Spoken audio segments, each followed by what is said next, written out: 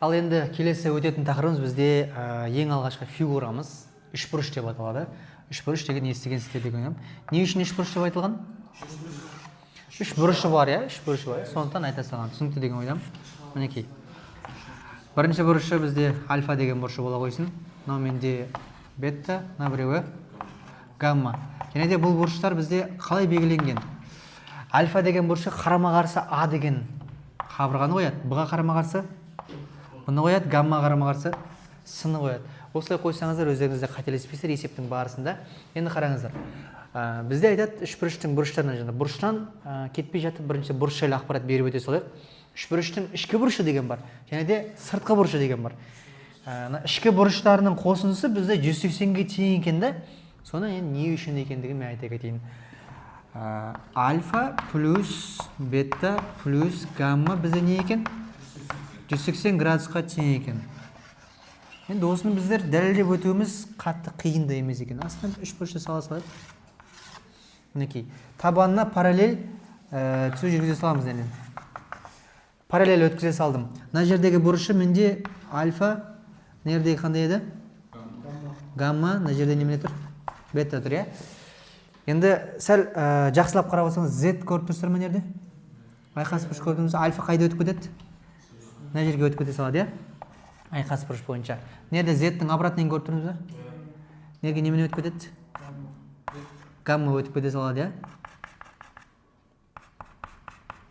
Қараңыздаршы енді. Немене пайда болды бізде? Үстінде үштік сыбайлас бұрыш тұр ма? Альфа, бета, гамма деген. Сыбайлас бұрыш деген көршілес деп айттым ғой, иә? Шексіз бола береді деп айттым мен. Естеріңізде ма? Альфа, бета, гамманы қосқан кезде неге тең болады екен? Жазыңқы бұрыш беріп тұр ғой, иә? Ол деген 180 градусты береді. Мінекей, ішкі бұрыштарының қосындысы менде неге тең болады екен? 180 градусты береді екен. Бұл бізде үш бұрышта болып тұр. Енді сыртқы бұрыш деген нәрсемен таныс болсайық. Үш бұрыш нерде бола қойсын? Былай өте салайын. Мынау менде үш бұрыштың қандай бұрышы?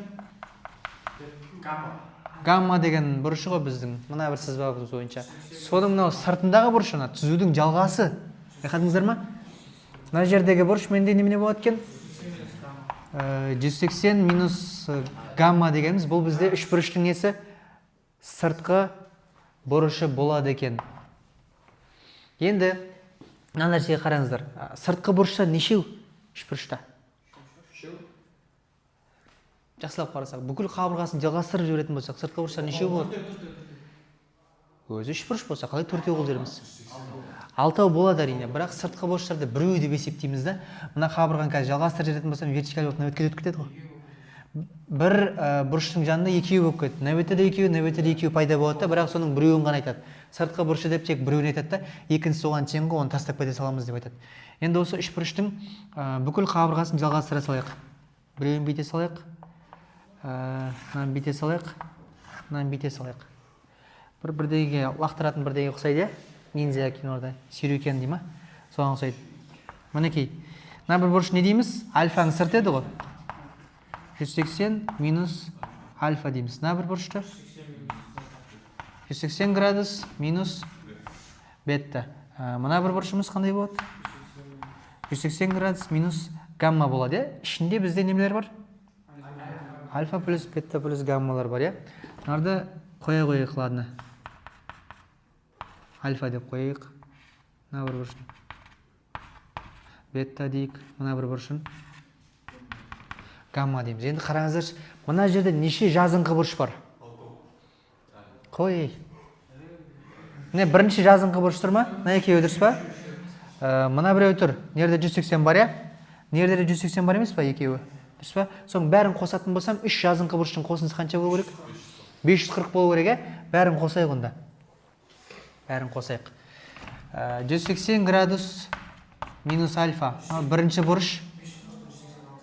Сөйтіп, қосамыз, екінші бұрышы қандай? 180 градус минус бета. Қосылған келесі 180 градус минус гамма. Және де қосылған үш бұрыштың ішіндегі бұрыш қанша? Мына үшеуінің қосындысы 180 ғой, қосылған немене деймін мен? 180 градус дей салайық. Тең болады 540 градусқа десем. Осымен келісеміз, иә?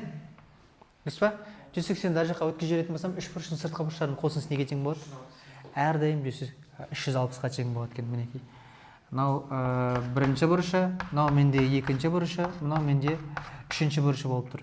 Осы 1 қосылған 2 қосылған менде 3 тең болады екен неменеге? 360 градусқа тең екен. Енді осы жерде мен бірден айта қойын. Кез келген көп бұрыштың, мынау менде 3 бұрыш, 4 бұрыш, 5 бұрыш, 6 бұрыш деп кете берсек болады. Шексіз бұрышы бар көп бұрыш болатын болса да, сыртқы бұрышын қосындысы әрдайым 360 бола береді. Есте сақтап алыңдар. Немесе мен нерге бір қарапайым ғана нені айтсам болады? 4 бұрыш айта кетсем болады. Квадратты ала қояйық. Алдын ала кетейік те. Мынау менде сыртқы бұрыштар ғой, дұрыс па? Сыртқы бұрыштар. Сыртқы бұрышы қанша мынаның? Мынау 90, мынау 90, мынау да 90 ба? Сыртқыларын 90-дарын қосса қанша болып тұр? 360 болды. 5 бұрышты көресіңдер. 5 бұрышта да сондай болады. 5 бұрыштың сыртқы бұрышы 180 болса, 108 болса, мынау 72 болады. 72-ні 5-ке көбейтсеңдер 360 шығады. Сол секілді кете береді. Әрине мен дұрысын алдым. Осы дұрыс емес қисық 5 бұрыш болса да, қисық 7 бұрыш болса да, бәрібір сыртқы бұрыштардың қосындысы 360 болады екен. Оны дәлелдеу қиын емес, бірақ сіздер алдын ала соны біле жүрсеңіздер деп жатырмын да. Мінекей, бұрыштар жайында біздер айта өттік, сыртқы ішкі деген. Енді үш бұрыштың біздер өзімен танысайық. Үш бұрыштың өзіменен. Енді қараңыздар. Бірінші үш бұрыштың біз бұрыштарын бәрін есептеп жатырмыз. Өзі үш бұрыш мүмкін ба? Үш бұрыш салу керекпіз ғой, дұрыс па? Үш бұрышты салудың амалын жасайық. Б, С деп бере қояйық. Осы бір үш бұрышымызды салу үшін үш бұрыштың теңсіздігі деген теңсіздік бар екен. Ол не үшін қажет? Қараңыздар, мына бір А деген қабырғасын мен ала қояйын. Видеода жақсы көрініп тұр ма? А деген қабырғасын ала қояйын. Осының үстіне мен С және де Б деген қабырғасын мен тұрғыза қойсам. С деген мына жерге дейін қоя қояйық. Және де мына жалғастырамыз да Б деген қабырғасын қоя қояйын. Енді елестетіңіздерші, мына А деген қабырғасы тура осы жерде тұрады. Мына жерде тұрады да, С деген Б деген бар ғой, биіктік көтерілу керек, биіктік пайда болу керек қой үш бұрышта бізде. Яғни тура осы күйінше қойсақ, мына таяқтың үстіне екі таяқ бет жата қалады. Бұрыш жоқ, ештеңе жоқ. Қайтадан екінші бір түзу үстіне жата қалғандай болады да. Бұрыш жоқ мүлдем. Бұрыш пайда болу үшін мынау екеуі көтерілу керек емес пе, жоғарыға, дұрыс па? Яғни С менен Б-ның қосындысы мына А-дан үлкен болу керек қой. С мен Б-ның қосындысы мынаған тең болып қалса, қарапайым ғана түзу. Бұл жерде мүлдем бұрыш жоқ. Сондықтан бізде қалай болады екен? Мына А-дан бөлек өзге тұрған екі қабырғасы Б менен С дегеніміз неден үлкен болу керек? Осы А-дан үлкен болу керек екен. Қосындысы үлкен болу керек екен. Мынандай бізде ақпарат шықты осы жерден. Енді тура осы бір ақпаратты Б деген қабырғаға жазатын болса қалай болады? Б деген қабырғаға жазатын болсам, Б менде кіші болады неден? Жоқ, енді нерде Б тұрсын да? Нерде Б тұрсын да А-ны мында қояйық, екен орын ауыстырып жазатын болсам. Ол А плюс С-дан кіші болу керек, дұрыс па? А менен Б-ның орын ауыстырып көрші. Просто Б қабырғасы жүзінде осы ереже орындалу керек қой. Солай болу керек. Екеуін орын ауыстыра салдым да, енді қай қабырғасы екен бәрібір ғой бізге. Енді осы жерден біздер бүйтсек, неден А-ны қалдырып жіберсем, С бер жаққа не болып өтеді? А менде үлкен болады неден? Нерге өшіре салайық та, өткізіп жіберетін болса мынандай болады ғой. А дегенім үлкен болады нерден неден? Б минус С-дан, иә? Осыны алып келіп неге жалғап жіберсемші. Қалай болады екен? А-ны алып келемін да нерге. Былай, не істеймін? Б минус С деп қойсам бола ма? Біз нені жаздық қазір ғана? Үш бұрыш теңсіздігі.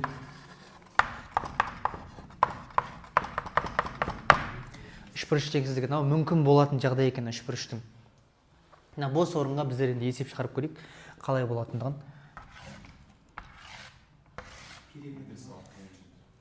Так, мына жерге жазамыз. 8, 3, X дейін. X-тің қабылдайтын бүтін мәндері қай аралықта жатады? X дейміз, немене болады? Қалған екі қабырғасының қосындысынан немене болу керек? Кіші болу керек, үлкен болу керек, екі қабырғасының несінен азайтынсынан. Енді бұл жерде анандай жағдай бар. 3-тен 8 азайтады, минус 5 деп жүрмеңіздер. Нерде айтып жатады, модульге қойып жатады да. Бізде геометрияда ұзындықтар немене болады? Оң болу керек, сондықтан үлкеннен кішіні азайтамыз деп солай қабылдасаңыздар болады. Болмаса көп жерде ананың модульде тұруы мүмкін да, Б минус С дегенше кішісінен, яғни 3-тен 8 азайтсам минус 5 шығады ғой. -5-ті модульге аламыз да қайтып 5 шығарамыз дейді. Былай айтқанда жұмысты көбейтіп жатыр ғой. Олай керек емес. Үлкеннен кішісіне өздеріңіз азайтып кете берсеңіздер болады. Сонда x ненің арасында жатады екен? 5 пенен 11-дің арасында. Немесе тиісті де 5 пен 11-дің арасында деп қойсақ болады.